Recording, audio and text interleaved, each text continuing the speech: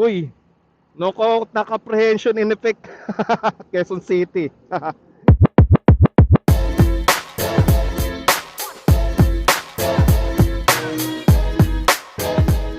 Yeah, what's up? PJ Rides here. Yan, check natin ngayon yung EDSA. Ito yung isa sa mga main road na kasali sa NCAP na pinatupad ulit ngayong araw, May 26, 2025. So yan, flash ko na lang dito sa screen kung ano yung mga kasama sa NCAP na areas.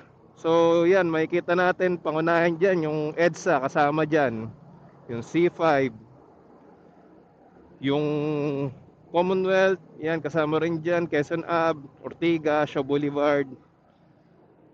So yan, medyo maraming kasama sa NCAP ngayon na areas kung saan CCTV na yung maghuhuli ng mga violators. So medyo ingat-ingat talaga tayo kasi di natin alam minsan or hindi natin sinasadya na may magagawa tayong violation, which is yan, no excuse yun sa NCAP. May mga lubak dyan na hindi mo masabing kailangan mo iwasan, tapos bigla kang mapapasok dyan sa bike lane, or hindi natin alam kung nakita ka na ba ng CCTV na NCAP. Yan, ingat-ingat na lang tayo guys.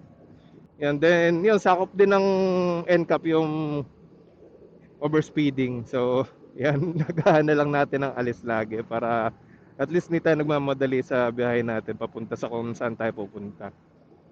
Yan, mag-ingat sa traffic rules and regulations. So see you next time sa next video. Like and subscribe naman kayo sa channel natin.